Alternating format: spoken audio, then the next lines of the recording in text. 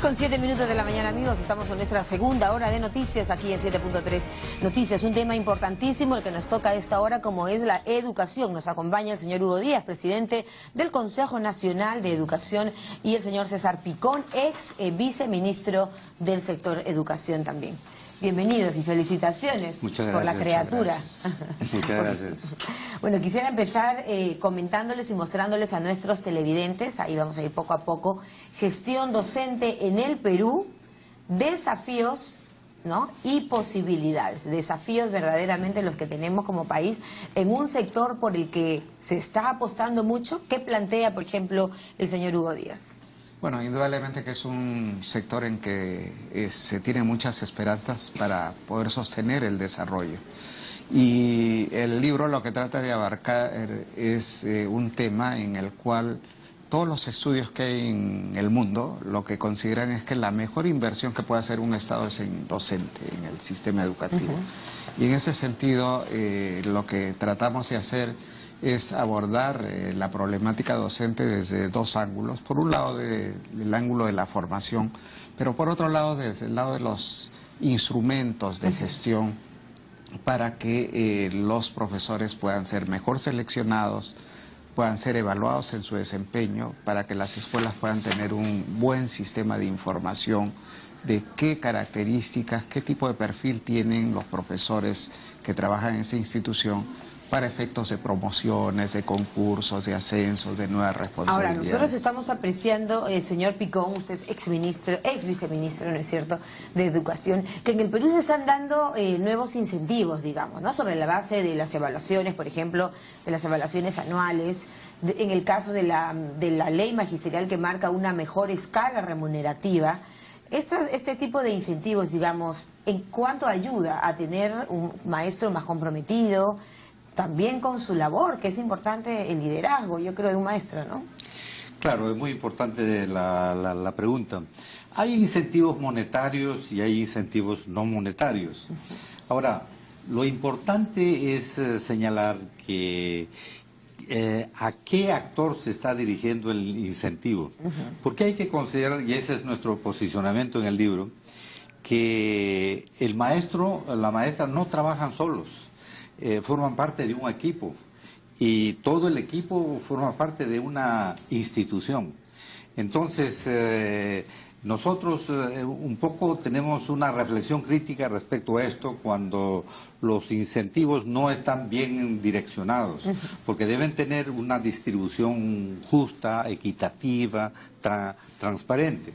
En general, claro, los estímulos ayudan, pero considerando que no solamente hay estímulos monetarios, muchas veces el estímulo no monetario, que le ponga una palmadita al hombro y le digan qué buen trabajo que está haciendo. Parte de lo que he podido revisar aquí en el libro, por ejemplo, ustedes dicen, ¿no?, el Estado está, digamos, fortaleciendo un sistema o una política educativa con mucha rigidez, en la que probablemente no se prevalece la confianza en el centro educativo y por ende en el profesor.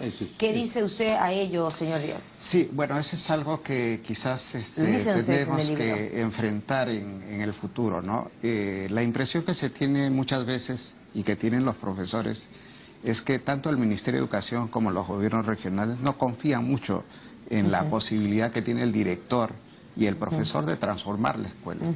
Y la verdad es que en el país hay muchísimos ejemplos de profesores destacados, de directores muy creativos que están haciendo maravillas con sus estudiantes. Moquegua, por ejemplo, podría ser uno de los lugares que resaltamos. Moquegua es un caso, y además hay muchísimos casos de profesores que están ganando concursos internacionales en muchas partes del mundo y que nosotros no conocemos, ¿no? Yo, por ejemplo, participo en varios concursos en los cuales los profesores presentan sus iniciativas y han ganado concursos en el Asia, en Estados Unidos, en Canadá, en el África. Permíteme, ¿en qué materias de la currícula? Básicamente en lo que es uso de nuevas tecnologías, asociación de los aprendizajes con el tema productivo, con el medio ambiente, ¿no? Todo el tema de la resolución de conflictos al interior de las escuelas son temas que ellos están trabajando muy bien y que yo creo que sería bien importante que el ministerio trate de sistematizar, primero de identificar quiénes son esos profesores tan creativos, tan buenos que hay.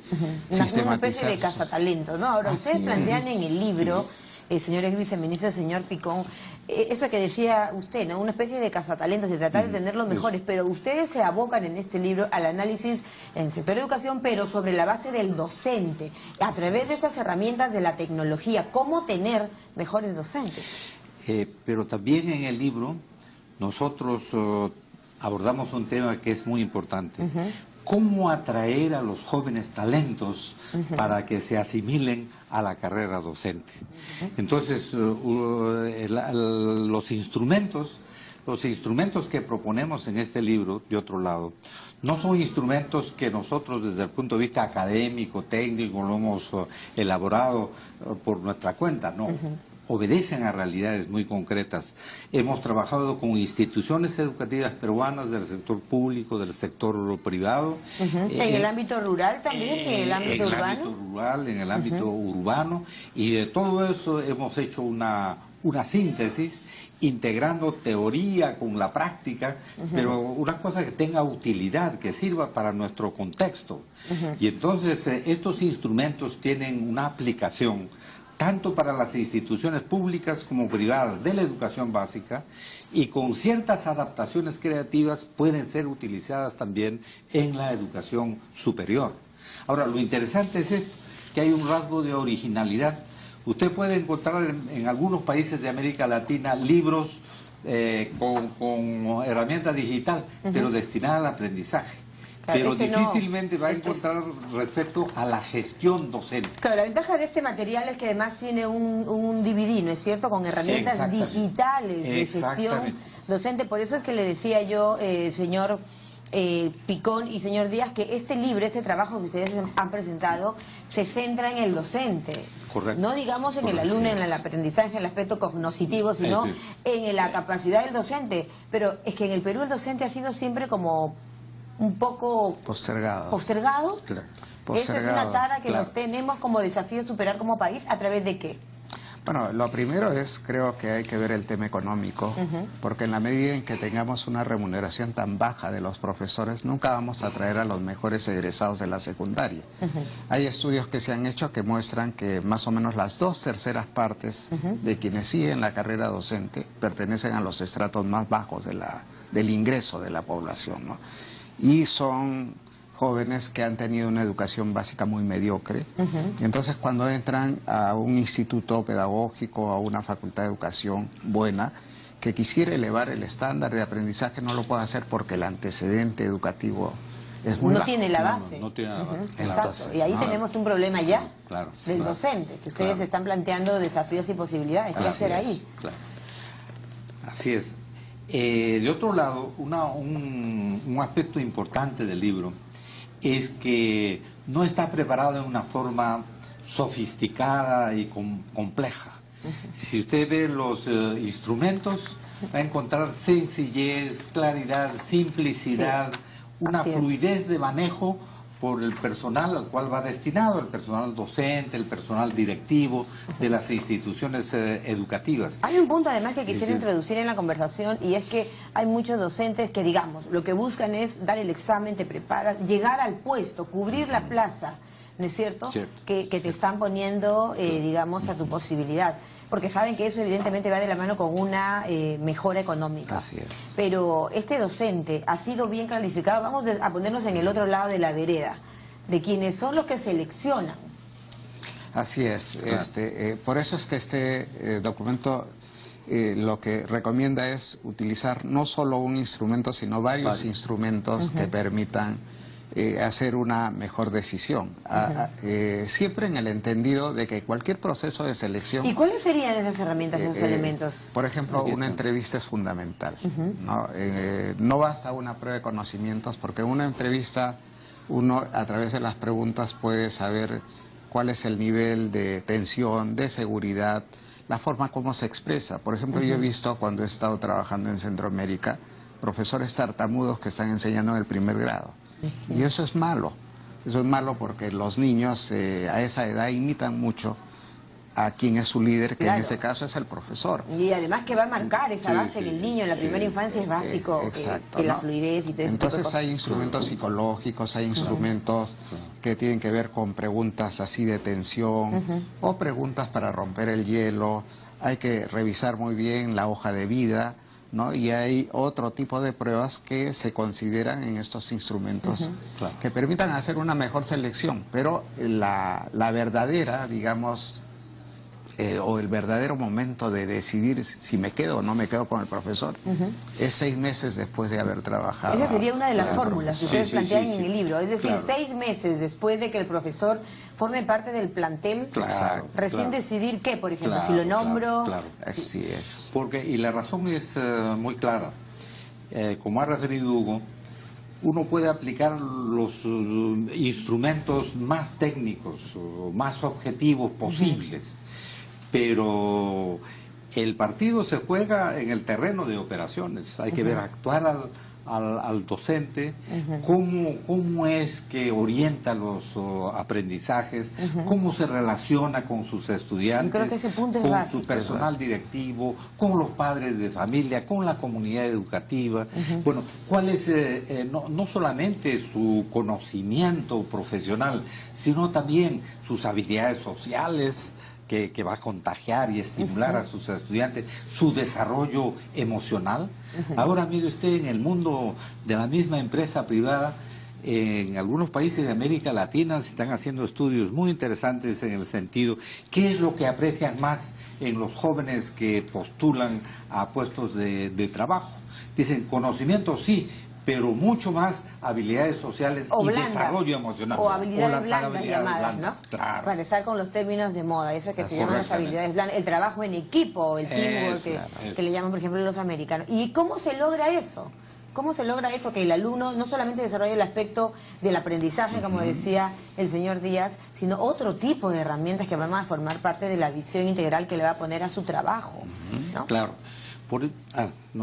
Sí, no, bueno, ahí a lo que vamos es que si nosotros queremos transmitir ese tipo de habilidades blandas a los estudiantes, lo menos que podemos hacer es exigir a los profesores que las tengan, porque si un profesor no Pero tiene por esas eso yo le habilidades preguntaba blandas, antes si, por ejemplo, esto que se da en el Perú ahorita, que hay mejoras salariales, Sí. ¿no es cierto? Que hay censos de docentes y de escolares, en las que se plantean algunos incentivos, porque el maestro ha sido siempre muy postergado. Así es. Entonces se busca un poco cambiar este tema. ¿Es el hecho meramente de cambiarle la escala salarial, No. la ley, o hay algo más que hacer ahí? no hay que trabajar todo el tema de la formación docente, hay que actualizar los currículums que usan los pedagógicos, las facultades de educación. Las capacitaciones tienen que tener objetivos mucho más precisos. ¿Y por qué la escuela privada tiene que ser tan cara? Es casi una élite en el Perú que solo en un colegio privado, que es muchas veces impagable, se pueda tener la expectativa de un alumno que vaya a tener niveles de competitividad más adelante en el mercado laboral, que pueda tener el idioma como parte de la currícula. así es. ¿Por qué tenemos esa brecha tan amplia todavía? Sí, pues en el libro nosotros apostamos por la construcción en el país de una educación inclusiva de calidad y que sea transformadora al nivel de la educación pública. Nosotros creemos que el Estado tiene que hacer el esfuerzo Urgente. necesario, urgente, para consolidar y profundizar los pasos, los esfuerzos que se vienen haciendo con miras a la construcción de esta calidad de educación de la escuela pública. De la escuela pública. Ahí Ahora, donde están los sectores desfavorecidos del país y que deben tener no solamente equidad como estrategia intermedia, sino con el horizonte de claro, igualdad. o sea, de oportunidades. que la política de Estado a nivel de educación esté, digamos, más apuntada a la eficiencia educativa, ¿no es cierto? Sin embargo, muchos enaltecen y elogian o resaltan la labor de este ministro de Educación, del ministro Saavedra, ¿no? Porque le ha dado otra visión. No sé cómo ven ustedes, seguramente que en 3 o 4 años pues no se va a cambiar las cifras. ¿En qué ranking, por ejemplo, de educación en comprensión lectora, en el tema matemático estamos? No, definitivamente la educación en el país ha mejorado en todo lo que va de este siglo. Cuando uno ve los indicadores de PISA, por ejemplo, Exacto. si bien estamos casi en los últimos lugares, Perú es, entre todos los países que participan en PISA, el que más puntaje de incremento tuvo entre las pruebas del año 2000 y las pruebas de 2015. Iguales en las pruebas de evaluación censal nacional, han habido mejoras tan importantes que en el caso de matemáticas ya los resultados de la escuela pública y la escuela privada son similares, ¿no? Bueno. Igual en las pruebas del Laboratorio Latinoamericano de Calidad de la Enseñanza, ya Perú no está en el tercio inferior, sino está en el tercio medio. Es decir, hay progresos importantes, lo que pasa es que la verdad que los déficits y las deudas que hemos tenido con la educación durante décadas han sido tan grandes. Exacto. Que esto nos va a tomar un tiempo. Bueno, ¿no? Una deuda histórica. Una opinión final para... Sí, una deuda histórica que tenemos como país realmente es la educación con las poblaciones indígenas, por las poblaciones que viven en situación de pobreza, de vulnerabilidad, de marginación. Y especialmente educación de calidad destinada a los jóvenes y a los adultos. Porque mire, con todo este bono demográfico y el creciente envejecimiento de América Latina y de la sociedad peruana, al 2050 una de cada 5 personas va a ser de la tercera edad. Entonces vamos a tener, entre otros desafíos, uno educativo para los adultos mayores, para los adultos medios y para los jóvenes. Solo la educación es el pilar fundamental pues, para buscar y alcanzar el desarrollo, ¿no? Muchas gracias a nuestros invitados. Gracias por venir a hablarnos de un tema tan importante, el señor Hugo Díaz, presidente del Consejo Nacional de Educación, y también el señor César Picón, ex ministro de Educación, en la presentación de su libro Gestión Docente en el Perú, Desafíos y Posibilidades. 10:24, nos toca ir al corte, volvemos.